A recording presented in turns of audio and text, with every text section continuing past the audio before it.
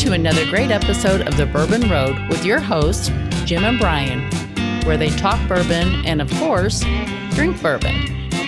Grab yourself a pour, kick back, and enjoy another trip down the Bourbon Road.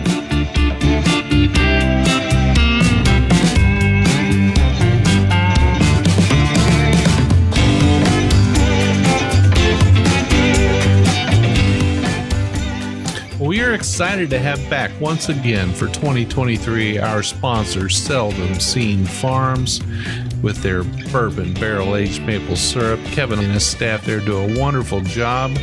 We're excited to have them sign on again this year to support the Bourbon Road, and we love their product. We hope our listeners will visit seldomseenmaple.com and check out all they have to offer. A lot of great gifts there. Bourbon aged maple syrup, bourbon barrel aged coffee, Rickhouse Reserve barbecue sauce. I mean, you can buy it by the bottle, you can buy it by the case, you can even get bourbon maple candle, and they even have maple cotton candy. Definitely check out seldomseenmaple.com. Support our sponsors, support Kevin and his family there. They have a 5,000 maple tap operation in Ohio, and they're doing it right. They don't just produce maple syrup. They're also bourbon enthusiasts, and we love them to death. Again, go check out seldomseenmaple.com. Kevin and the staff will take care of you.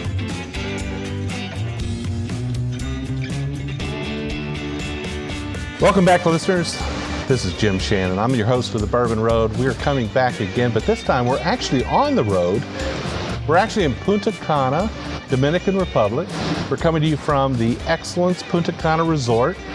And today we're going to, we've met a lot of new friends. We're going to have a great time today.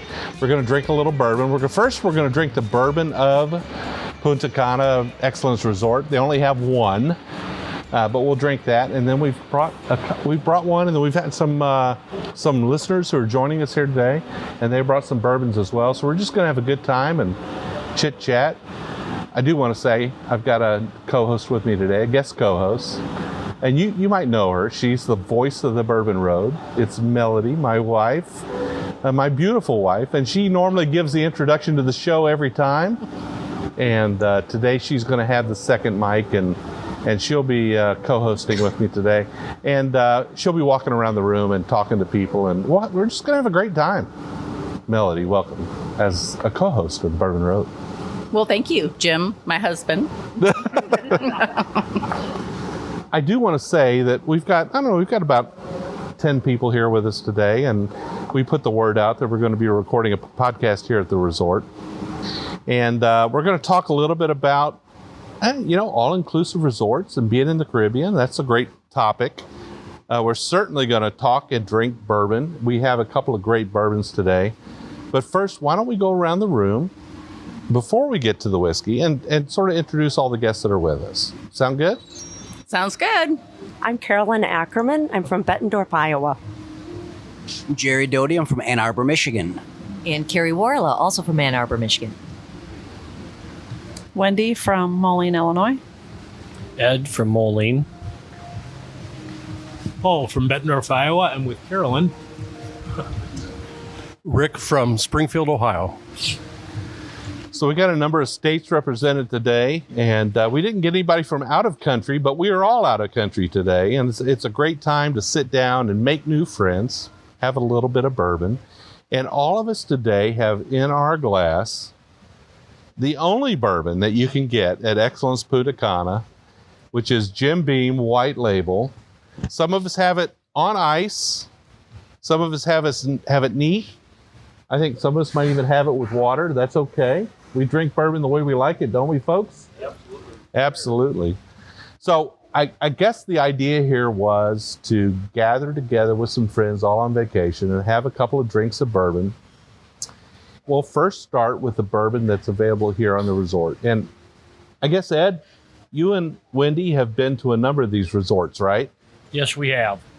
And do you normally find that there's a wide selection of whiskeys and things, or is it pretty limited? It's usually limited, but they do have a handful. Yeah. And what's your whiskey? What do you like to drink normally? Jack. Jack Daniels. Yeah. All right. Wendy, what about you? Yeah, I'm not really a whiskey drinker too much. So what is it? What do you drink? Tequila. Tequila. Okay. Crazy lady. And what about you, Carolyn? Well, last night was the first time I've ever tried a bourbon, and it was pretty good. And what did you have? You had an old fashioned, right? I had an old fashioned. Made with Jim Beam. All right. You don't have a lot of choices here. All right. And then our guests from Michigan. We've got quite a few good distilleries in Michigan. Yeah. And one of our favorites is where we got married 3 months ago. It's called Valentine, and it's in the suburbs of Detroit. Awesome. Well, congratulations on your recent marriage. And so you're both whiskey drinkers? I'm also a bit of a gin drinker, but A gin drinker? Yeah, Is gin your other bourbon? Gin is my other bourbon. Well, yes. sort of like me. I'm the same way. So when I'm on vacation, I like to have gin. Not because gin's my favorite thing, but when I'm vacationing, I'm also vacationing from bourbon a little bit, to be honest with you, because I drink bourbon a lot. Like, well, it's the show, right? So, I mean, we're drinking it several times a week. And it's always nice to break away and try something new. And but I love gin. I think gin's it has a great variety, a good flavor, and a gin and tonic is such a refreshing cocktail. Is that your thing? Yeah. Actually, I love a good aviation. What is it? An aviation? I need to learn about that one. I don't know. It's a great Prohibition era drink. Yeah? Give you the recipe later. Okay. Well, we'll talk about it after the show. Sounds good. So, Paul, what are you sipping on over there? You're having the... I am sipping on the Jim Beam, but I am normally just a beer drinker. But I do like a bourbon sitting around a fire or just chumming around with friends after the golf course or something like that. Yeah, but you're also a cigar smoker, right? Once in a while, the same as bourbon. Once in a while around a fire or chumming around after a golf course day. So do you think that bourbon and cigars go well together? They do go well together. Yeah. And friends. Yeah. Yeah, they all go well together. Yeah, awesome. And over here, we have another guest with us. Rick, you're from Ohio. Yes, and I love bourbon and I love cigars, and they do go very well together. I think my favorite bourbon is probably Eagle Rare. Oh, I think Melody might like you a lot. Yeah, it's a phenomenal bourbon. She's a big Eagle Rare drinker. But I collect a lot of bourbons. So. Do you? Yeah. So how big's your collection? Oh, probably only 30 bottles. Okay, well, that's pretty substantial. So are they all open? No. No. There are a couple that I have not yet opened. I'm waiting for somebody special to come over and open them. Well, that's fair enough. Yeah. Fair enough. Yeah, one of the other guests said, "What's your address? I'm coming over."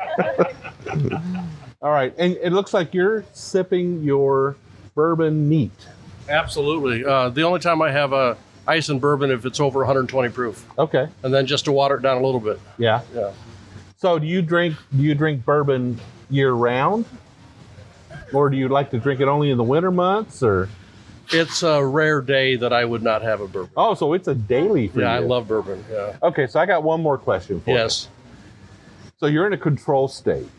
Yes. So in other words, rare whiskeys are hard to come by. Yeah, absolutely. So what's that one rare whiskey that you would love to get in Ohio, but you have a hard time putting your hands on? Well, I only have 4 of the Blanton bottle tops, so I'm searching for the others. So you're trying to spell out I'm Blanton's. trying to spell out Blanton's. And I also like the Eagle Rare 17, which is impossible to find. And if you do find it, it's going to cost you an arm and a leg. Depending. I live close enough to Kentucky. Yeah. If somebody finds it down there, I'll drive down. Yeah, sure. Sure. So I'm going to ask you a kind of a trivia question here, all right? So if you're trying to spell out the word Blanton's, you know there's 2 N's in the word Blanton's, right? Yes. So what's the difference between the first N and the second N? Apostrophe. Oh, he knows his stuff. Yeah, you would think it'd be an apostrophe. Well, yeah, it's kind of an apostrophe, but it's got a little dot under it, so it looks like a semicolon. All right, folks. Well, let's drink our Jim Beam, and we'll talk about it a little bit. So, how many of you have been to a bourbon tasting before? Never. Never? Oh. You've been to a few? Okay. You've been to 1 or 2? Never? So, there's a couple of things we talk about when we do a bourbon tasting. One is the nose. So when you smell a bourbon, typically the right protocol is to keep your mouth open, right? So you're breathing through your nose and your mouth, but you put the bourbon up to your nose. The nose is much more acute to picking up aromas and taste than your mouth is. Your mouth is you normally smell your food more than you eat it. But you always want to take a nose on it. And 2 typical notes on bourbon are caramel and vanilla. You will usually get a little bit of caramel, a little bit of vanilla, and then there's that oak, that nuttiness, that little bit of woody note that you get from it being in the barrel. Sometimes it comes across as a smoky flavor. If you're a Scotch drinker, you know that smoky flavor, right? That's that peat, kind of that smoked peat flavor. In bourbons, it's always just coming from the charred barrel. But you might get a little bit of that here. So Jim Beam White Label, there's nothing wrong with it. It's a good, basic, solid, you can get it anywhere bourbon. Usually runs about $17 or $18 for a bottle. Does that sound about right? And one thing for sure, like Ed with your Jack Daniels, one thing you know for sure, no matter where you go in this world, whether you be in Punta Cana or somewhere in the States or anywhere, you're going to find a bottle of Jack Daniels, right? Correct. And so when we're in Punta Cana and we're going to the bar and we know there's only one bourbon on our bar here, it's Jim Beam. They do have a Jack Daniels, which is a Tennessee whiskey as well. So everybody take a sip of your Jim Beam whiskey. You see any sweetness there? A little bit of sweetness. It's not going to be sugar sweetness. It's going to be what they call corn sweetness, right? It's a little bit more like you ever had corn syrup? Not really sweet, but it's got that hint of sweetness. That's kind of what you're getting here. You get a little bit of smokiness from it, from the barrel aging. One of the things that makes Jim Beam what it is that water that comes from the limestone water that comes out of Kentucky. It's a very mineral-y kind of taste you get.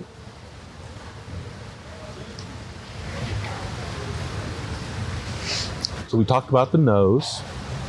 We talked about the taste. You get a little bit of that taste. It should have kind of coated your mouth a little bit. But on the back end of that taste, in the back of your mouth, you should get a little bit of spice. And then you get that, what they call the Kentucky hug. That little bit of that ethanol in the back end kind of warms you up. Yeah? Yeah? Yeah, that little burn. Yeah, that's what makes it nice. But that lingering flavor, you get a little bit of lingering flavor there from that whiskey. That it won't last long. Not with a Jim Beam, it won't last very long. It'll be kind of what they call a short finish. You get a little bit of flavor. You get that moment where the whiskey is telling you to take another sip, but then it kind of disappears, right? Because this is a short finish. When you drink a fine whiskey, something they call a sipping whiskey, something that's really, really flavorful, that finish will last longer. It'll tug at you. It'll pull at you. It'll tell you, you really need to take another sip of me, right? And those are fine sipping whiskeys. Typically, they go great with cigars. Kind of lingers a little bit. And Paul, you like your cigars, right? Oh, absolutely. And I guess with your cigars, you like to have a whiskey that has a little bit of a long finish. Oh, yes. It kind of sticks around. And cigars can have a lingering taste as well, right? Oh, yeah. A good cigar, yeah. So you've been down here in Punta Cana for a few days now. Have you had any cigars?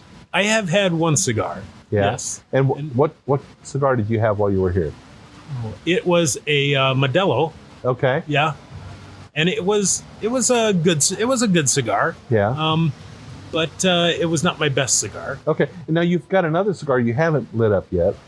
I do. I don't have it with me, so okay. I really can't tell you what it is. Okay. So there are plenty of cigars down here. There are. They're rolling them in the shops for you if you want them. There is a big choice. Yeah. Yeah. It is not on the thighs of a young Dominican girl, but it is rolled here in the Dominican. So is that when they're best? When they're rolled on the thighs? That is what I've heard. Yeah? That is what I've heard. Yes. Find out he's an 8-year-old named Juan. You are right. You are right.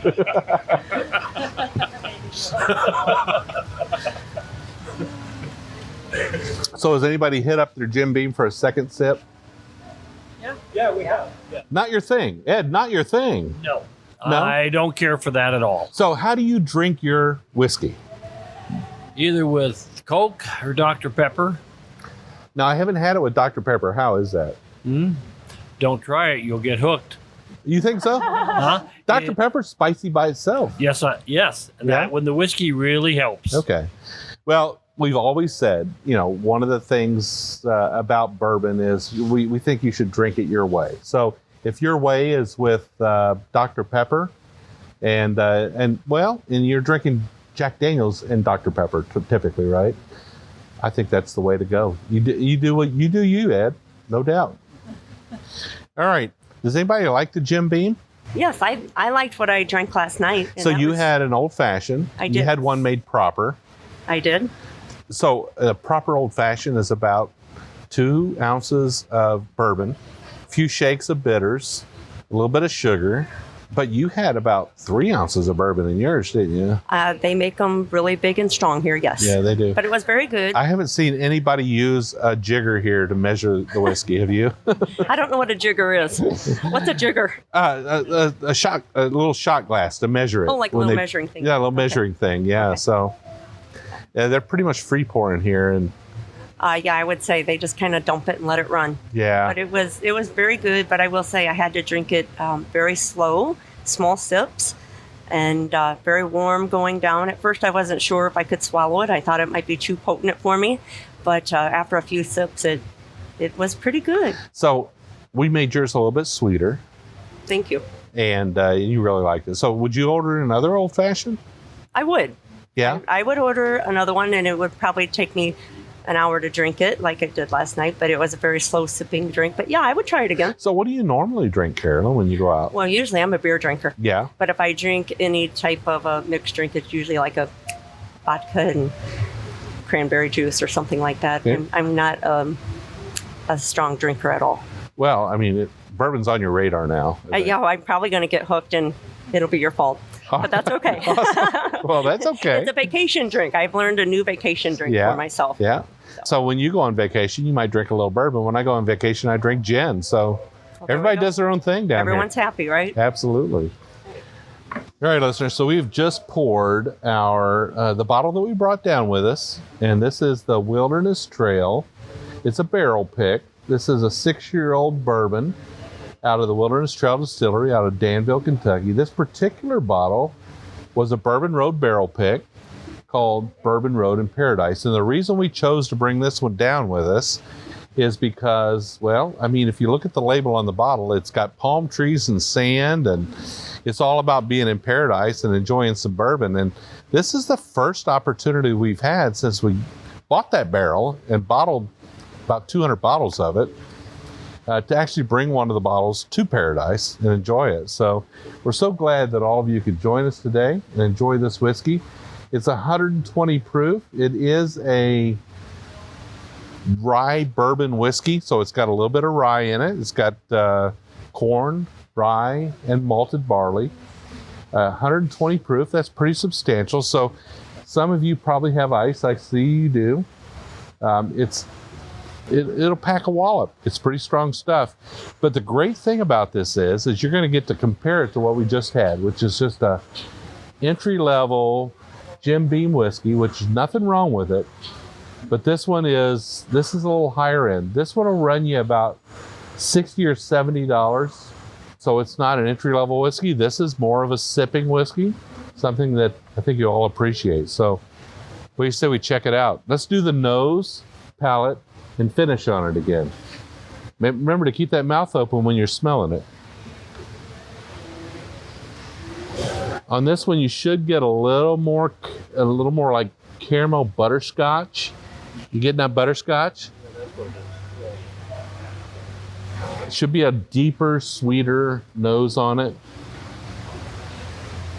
I want to say take a sip, but be ready. It's going to have a little burn to it. So, cheers, y'all. Cheers. Cheers. I heard a few oohs and ahs. this should have had a little bit more of like a syrupy kind of sweetness to it, a little bit more like a molasses, but there's some heat there, right? Carol? It was hot. Yeah, it's hot. Yes, it was hot going all the way down. So could you imagine something like this? And I'm going to go back to you again, Carol. Could you imagine something like this in like a maple syrup poured over pancakes? No. I could imagine something like this in a good cup of coffee. Yeah, it would probably go good with coffee. It's bourbon with coffee, but Sure. I could mix something like this in a good cup of coffee. I think. Absolutely. Well, let's go around the room a little bit and talk to everyone who's had a chance to taste it. Well, it's delicious for sure, but it's a bit warm, so I like a bit of ice in mine, and that's cooled it down nicely. It's got some delicious flavors, though, that's for sure. Yeah. Yeah, it is delicious. I love that that butterscotch that you pointed out, and yet it's surprisingly kind of sharp in the roof of the mouth Yeah. at the end. It's nice. Yeah. It's very hot. It is hot. It burns for a while afterwards. That's kind of good. Oh, it's good. You like that, huh? Yeah. Yeah. So, Ed, just a quick question for you. Do you like spicy food? I like it, but sometimes it don't like me. Yeah. Okay. So if you're going to drink whiskey like this for a bit, you might have a Prilosec or a Tums afterwards, right? So I try to avoid that. Yeah. Anything's got to be better than that Mama Wanna we had the other day. Oh, I agree. I agree completely. Just for reference, folks, Mama Juana is like the national drink of the Dominican Republic. It's kind of a spiced rum, I guess. And it's interesting. Not my thing. Not my thing. For me, this has a certain smoothness to it. I would describe it as a numbness in my mouth, but then a nice warm feeling going down your throat. Yeah. Yeah. Do you think, Paul, that flavor kind of hangs with it a bit? It does. Much longer than... So the longer that flavor hangs in your mouth. Now, I'm not talking about the burn. The burn is something altogether separate. So that's that Kentucky hug we mentioned earlier. Yes. Yeah. But that flavor that just sort of sticks around, Yeah. says, take another sip of me. Absolutely. Yes. That's the finish. So that finish is a bit lengthy. Yes. With this, it is. Yes. And you don't have to take another sip for a bit because it just sort of sticks around. You're right. Yes. Yeah. That's a fantastic taste. My first thought was like a really dark rum. It had the same texture, but you said maple, and I was thinking sorghum, but I think your maple is more the flavor. But this would be really good with a Maduro cigar. Oh, yeah. Yeah. Now you and Paul are cigar guys. Yeah. Cigar guys. Yeah. So what's your favorite cigar? Oh, my favorite? Good grief. I don't know. I probably, something along the Drew Estate line I really like. The Liga Providas, things of those natures. But yeah, I just it depends on the time of day and what I'm drinking. So you had a few cigars while you were here in Dominican? Yeah. So do you walk down to the end of the beach here and buy any? No, or? I brought several with me. You brought some with you? Yes. So how are the cigars that are available here? Are they First time I came to Punta Cana, I bought a box of cigars and it tasted fantastic on the beach and horrible when I got home. Yeah. So you think some of the better cigars are just... I would not buy cigars in town. I've done that, and like I said, they're good here, but later they're not as good. And I think it's just the ambiance of the place. Yeah. So I would buy them from the duty free or something like that, where I know I'm getting what I'm getting. So I know when you walk towards the front gate of the facility here, there's a cigar shop. I've not been there. You haven't been there? No. I'm just wondering if they have some decent... I would assume here at the resort they would have decent cigars. Okay. Because they want you to come back. Yeah. So. But the problem here is you can buy a good cigar, but you can't necessarily get a good pour of whiskey. Well, that's true. And not only that, but you're buying a good cigar here for about 3 times the price of a cigar. Yeah. Yeah. All right. Well, I feel like this whiskey's kind of settling in right here, right in the chest, right? Are you guys feeling it? It's that, we call it a Kentucky hug, but it's just a whiskey hug. It's that warmness that you get from drinking a whiskey that just kind of warms your soul. And if you're from cold weather, you Iowa people or Illinois people, you're cold weather people, right? I mean, you got some. What's the temperature up there, Ed, right now in Illinois? About 8 degrees. 8 degrees. What's the temperature here? About 80? Sure. 82, 83. Yeah. So it's good to be here, but if you're in cold weather like that, you got an outdoor hot tub, don't you? Correct. Are you guys sipping on a little something when you're out there in the hot tub? Never. No, you don't do it. I love this whiskey. The two fellows that started Wilderness Trail Distillery. Let me take a minute and talk a little bit about the history of this distillery. So, some years ago, two good friends played in a rock band, right? They had an old van and some guitars and drums, and they traveled around and they played music at venues. And they decided one day to sell all their equipment and invest the money to start making whiskey. They became very successful. They actually formed a small company called Firm Solutions, which made yeast products for distilleries. So yeast distilleries that wanted to have yeasts that are well controlled, they would buy it from these guys. And these guys decided to eventually start their own distillery. They're in Danville, Kentucky. They grew that distillery based on a cash model. In other words, they would make a little money, they would put the money back in, invest in the business, they would grow the distillery. And eventually they got to the point where they just recently sold the distillery for $600 million. They took let's say a $400 million payout, and then 10 years from now, they'll get the other $200 million. But a couple of guys with a rock band sold their musical equipment and started a distillery. Down-to-earth guys, jeans, T-shirts, they just love the regular life. They make a great whiskey, don't they? Do you like this? Enjoy it? Will the whiskey continue with the buyout? The whiskey will continue. It'll be under a major brand now, and I won't talk about who that is. But so the reason the distillery came in and gave them $600 million total sale, they only paid them $400 million up front. The other $200 million comes after 10 years. They got to stick around. So they wanted to maintain their involvement in the business for a number of years afterwards. Great distillery, great product. We all love to drink it. So I think you said that this is a bottle that you were involved in putting together. Yeah. Could you tell us what that's about? Yeah, so my co-host and I visited the distillery, and we tasted through a number of barrels and decided on, I think at that day we decided on 2 separate barrels that we purchased. So we partnered with a liquor store to pick these barrels, and then we made the bottles available to our listeners. So our listeners could buy these bottles, and the liquor store, of course, took one of the barrels and made it available to their patrons as well. And so it was a private barrel pick, and barrel picks are becoming quite popular. I don't know if you've spent some time at the distilleries, but most of the time when you go into a distillery and you take a tour, there'll be a private barrel pick available at the distillery, which is, the people who are involved in the pick will taste through a number of barrels, and they'll select one barrel, because barrels are very different. They'll select one barrel they feel is excellent, and they'll bottle that barrel individually by itself and give it a number or a label or something and say, this is barrel. In this particular case, this is the Road Pick number 1, which is the Bourbon Road in Paradise. So this is a special pick. You can only get it here. I think it was 196 bottles. I think the bottle says how many on it. But this is bottle number 2 of 193 bottles. If you look on the back there under the label. So you've already drank bottles 3 through 55, and you're bringing us the second one? Well, we have some listeners, and of that group, the bottles sold out pretty quick. And so the bottles went out to our listeners, and I would assume that most of them they're empty by now.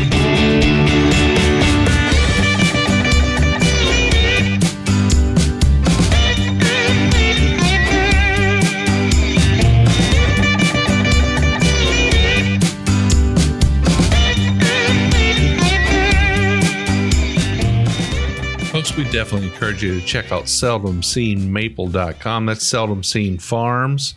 Kevin and his staff there are doing a fantastic job. And like we said at the beginning of the show, they've got a 5,000 maple tap operation. They're a first-generation farm with a passion to produce the very best maple products available. They've won so many awards, and they have a very special, unique aging method for their syrup and for their barrel-aged coffee. They provide quality at a very affordable price. They're not a maple factory or a co-packer. Kevin and his staff there are farmers with a passion for maple. Like I said before, Kevin is a bourbon enthusiast. He's not just a paid sponsor. He's a friend of the show. He's a roadie, and he loves helping roadies get down the bourbon road. Make sure you check out seldomseenmaple.com. They're constantly producing great bourbon-aged maple syrups using barrels from the very best distilleries. They also return those barrels to the distilleries afterwards. Distilleries like New Riff, Leaper's Fork, Treaty Oak Distilling, the Bard Distillery, Pine Bluffs Distilling, Mystic Farm and Distillery, J. Riger, so many more to come. Kevin and his staff there are just spreading the love, spreading the maple syrup, making it happen. And at the end of the day, those barrels that age that maple syrup get refilled with some wonderful bourbon and make some great maple finished bourbon whiskey. How awesome is that? Definitely check out seldomseenmaple.com. Get you some.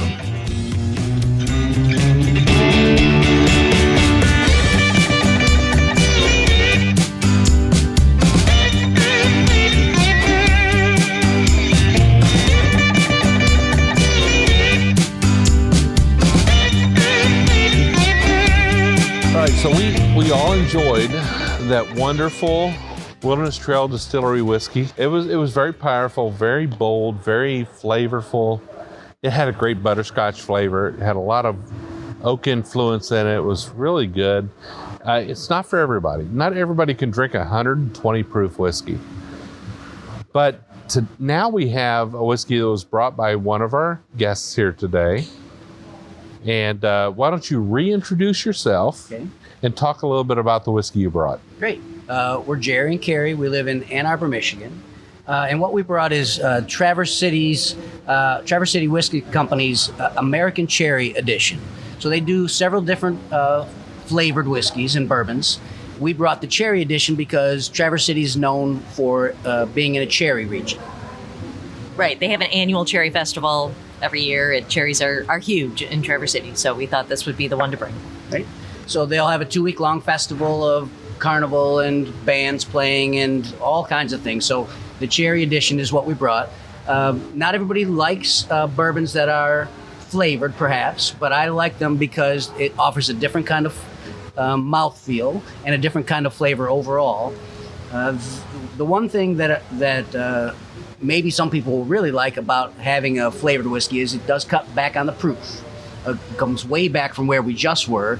This is a 70 proof whiskey, a bourbon rather, and I think it's just going to be an interesting difference from the beautiful one that you brought us.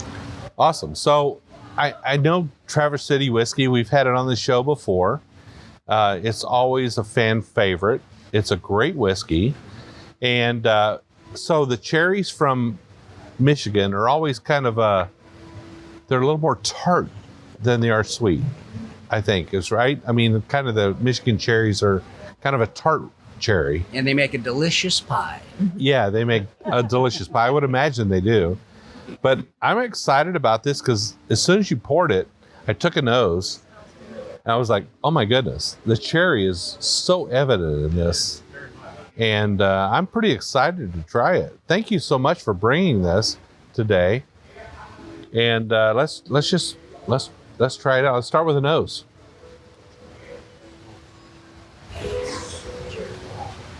Yeah, that's got such a wonderful cherry nose to it. Not overpowering, not overly sweet. Just kind of the whiskey still shines through a little bit, right? Yeah. Well, let's go around the room and see what people think about it. Melody, what do you think? So I think that was very good. It's very smooth, very light, and has a wonderful cherry taste. I love the way that the whiskey is still there. You can taste the whiskey. It's not like a cherry liqueur, right? It's like a whiskey with a note of cherry, and I really like that a lot. Let's move on to Wendy. See what Wendy thinks. Yep. I like it better personally. It's not quite as strong of a taste for me, and I thought it was very good. I think it's very, very good. I don't know what else to say about it. It's just good. How do you think that would go with Dr. Pepper? Huh? I don't know. Might have to put that to a test. Cherry Dr. Pepper, maybe cherry Coke, right? Oh, even cherry Coke? Yeah, that might be good in cherry Coke, too. Yeah, I agree. What do you think, Paul? Oh, I can definitely smell the cherry in it. And for me, in a glass of ice, yeah, it is a very enjoyable bourbon or whiskey. Yeah. I like it because the cherry in it is natural. It's not like a Bing cherry or a sweetened cherry. It's just a real natural cherry. And like you said, it's still whiskey. Yeah. It doesn't overpower it too much. Yeah. Very nice. What do you think, Carolyn?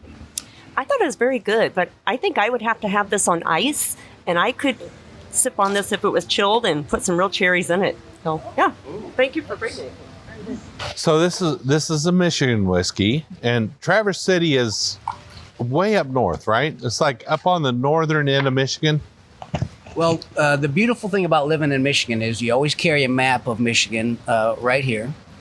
And yes, it is up on the very corner, upper part of Lake Michigan, and it's on a beautiful bay. And it started out as a resort town, but now it's grown into a full-size city of its own. And it has got a couple of distilleries, actually. And I love Traverse City, but maybe one I like just as much as one called Mammoth. Maybe you've had that before. They've got a couple of different places in a couple of different cocktail lounges around the state, but they make all of their stuff right there in Traverse City. And for my birthday last year, Carrie bought me a whiskey blending trip. So we went up to Mammoth in Traverse City, and they laid out several different ryes and several different whiskeys and bourbons, and gave us a notebook. And the notebook was to try and a bunch of different tiny little vials. So you could measure out this much and this much and this much of each one.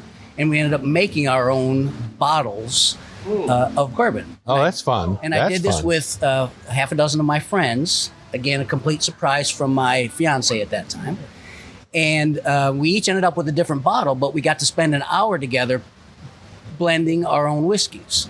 And so it was really nice to try 30% rye and a 40% this, or 30%, 20%, 15%, whatever mix it was. And so I just wanted to make sure that I got Mammoth's name on your podcast because it is one of my very favorites in Michigan. I just couldn't find a bottle of it small enough to bring down here. So did you end up with a mixture that you thought was like the bomb? Yes, exactly. Yeah. And we literally spent an hour tasting different combinations. And so I'm sure that the last combinations were even better than the original combinations for lots of reasons. But we each ended up with a different bottle. Right. And each of my friends each ended up with a different bottle by just pouring out different things. And of course, we called it the birthday bottle on our label. So I've never been to a place or seen a distillery that's done that before. And so I wanted to make sure we talked about that because I thought it was a very unique experience. Well, I have to say that whiskeys that are finished in other flavors, whiskeys that are finished in other woods, other like honey barrels, cherry barrels, maple barrels, whatever it might be, were kind of taboo 3 or 4 years ago, a little bit. People are like, don't mess with my bourbon. Don't finish my bourbon. It's not really bourbon if it has this other flavor in it. Those days are gone.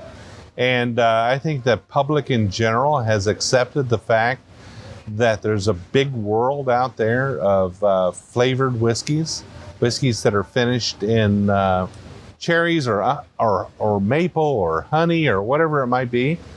And this particular one, this Traverse City whiskey, is pretty damn good. I mean, it's really delicious. I think it's got a really nice flavor too. And It does. I'm glad It really I brought does. it down and that you guys are enjoying it. I really like that. And it brings people into the world of bourbon that would normally not come here. Right? I mean, Carolyn, you might not normally care a whole lot about bourbon, but when somebody puts a little bit of cherry in it, Oh yeah, you add a little flavor, and it's good. It can be very addicting. I'm going to say. Absolutely. It is very good.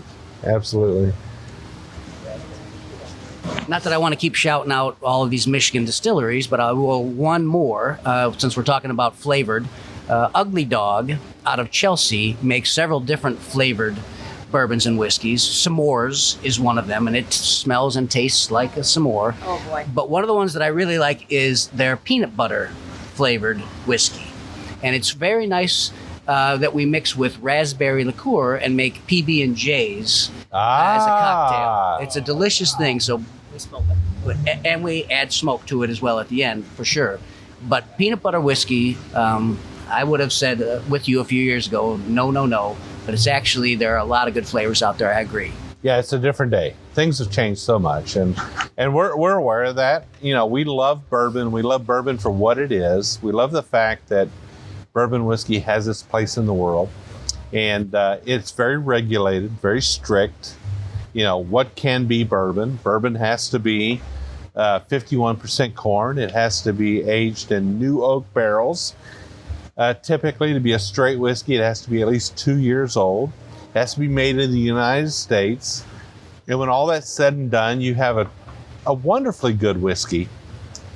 But then came finishing, right? Then came, what happens if I put it in a barrel that aged honey or aged maple syrup or aged, Merlot wine or Cabernet wine or whatever it might be. And it has been a great thing, I think, for whiskey in general, and it's brought a lot more people into the market, into the fold, and we love it. I think we love it a lot. It's a great thing. I think sometimes people might feel that a bit of snobbiness comes into the world of bourbons, but I think when you find something like this that is slightly different and has a broader appeal, I think the snobbiness can go away a little bit. It can. I think that's a good comment. I was thinking about when you were talking about the flavored bourbons, I was thinking about how many bourbons are now, they soak them in a rum barrel or they'll soak them in a brandy barrel. And so this, when the bourbons get those different flavors, it expands the whole world of bourbon. Some people like to be purists, and there are times I like to have a pure bourbon, but this is just something I'd like to have on my shelf just to taste once in a while. And I think my wife would really enjoy it. Yeah, I think one of the things to keep in mind is that us as the consumer, those of us who are drinking this, we just want to know what's in the bottle, right? We want to know what have they done to it, how have they modified it, what makes it different from something else. So transparency is very important. It's very important to have truth in labeling, right? So if you look at the Traverse City whiskey here, I'm reading the bottle. It says it's a small batch, handcrafted Traverse City whiskey. It's a bourbon whiskey infused with Traverse City cherries and natural flavor. There's no guessing there. You know what it is. You don't have to say, is this bourbon? Is this not bourbon?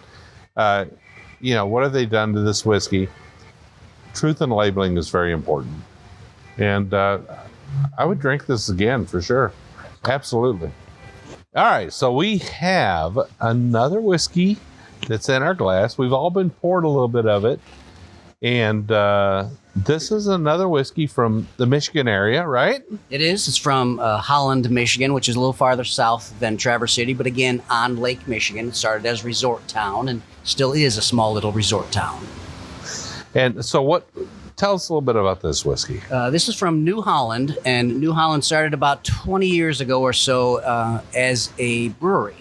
And they've got several different kinds of beer, but their most popular thing, I think, is what they call Dragon's Milk Stout. And it's something that I've drank for years because I like a heavier beer, especially in the wintertime. wouldn't touch a stout or a porter here in Punta Cana. They're probably not even available. But in the wintertime in Michigan, as you can imagine, that's a nice drink. So, and the first one we had was an infused. This one here is aged. So this is bourbon whiskey finished in Dragon's Milk Stout barrels. So less than 10 years ago, they started distilling, and they put their two together. The idea of beer and whiskeys or others can go together. And so they found finishing it in a stout barrel gave it a very unique flavor. And so that's why I brought it down, because I thought it would be quite different from the first one that we tried, and an infusion versus a finishing in a different kind of barrel. Darker flavor, I'm guessing, and just completely different. Shouldn't. What did you think of the nose? What did you think of the flavor? So this is a little bit of a potpourri candy kind of nose. A little bit of a, feel like I'm getting a little bit of the hops. Okay. A little bit. Not everybody likes stout to drink. It's, dark, heavy. A lot of people think it's a dark, heavy beer, but there's a lot of different kind of stouts. They can come with a lot of different kind of flavors.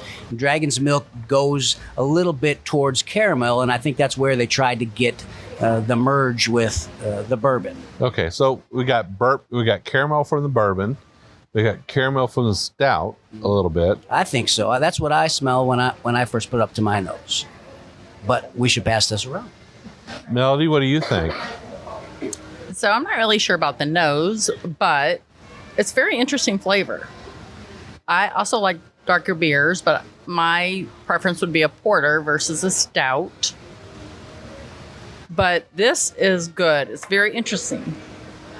So is it more beer or more bourbon?